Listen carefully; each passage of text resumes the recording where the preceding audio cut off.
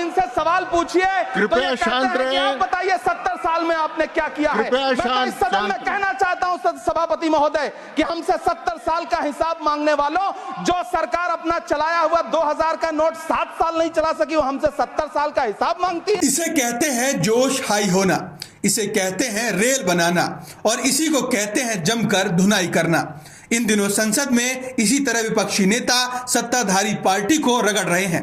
जिसे मौका मिलता है पूरे जोश के साथ बीजेपी को सुना देता है।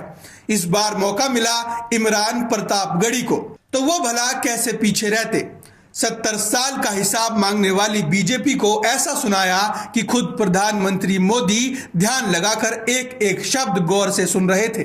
जब आप इनसे सवाल पूछिए कृपया शांत रहे। आप बताइए 70 साल में आपने क्या किया है। मैं तो इस सदन में कहना चाहता हूं सभापति महोदय कि हमसे 70 साल का हिसाब मांगने वालों, जो सरकार अपना चलाया हुआ 2000 का नोट 7 साल नहीं चला सकी, वो हमसे 70 साल का हिसाब मांगती है। इस सरकार ने नोटबंदी लगाकर देश की आम जनता की पूंजी छीन ली, पेपर लीक करवा करके युवाओं की आंखों से नौकरी के सपने छीन लिए, अग्निवीर लाकर देश के जवानों की उम्मीदें छीन ली, बुलडोजर लगाकर लोगों के आशियाने छीन लिए, महंगाई लाकर देश की जनता की थाली से निवाले छीन लिए और नारा लगाया कि हम तो सेवक हैं, 18-18 घंटे काम करते हैं। इन्हीं लोगों के लिए किसी ने शेर कहा है कि जो सच और झूठ में दूरी है वो दूरी समझते हैं, सियासी हाकिमों की हम भी मजबूरी समझते हैं, वो अपना हक समझते हैं निवाला छीन लेने को।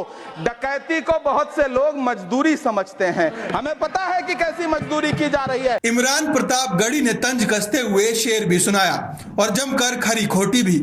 नोटबंदी से लेकर अग्निवीर योजना, महंगाई से लेकर पेपर लीक तक की बात संसद के सामने रखी। दरअसल लोकसभा चुनाव के बाद से विपक्षी पार्टियों का जोश हाई है। पहले से ज्यादा संख्या बल होने की वजह से अब अपनी बात विपक्षी सांसद जोरदार तरीके से रख रहे हैं। यही वजह है कि गृह मंत्री अमित शाह हो या फिर प्रधानमंत्री मोदी, सबको ध्यान लगाकर सुनना पड़ता है।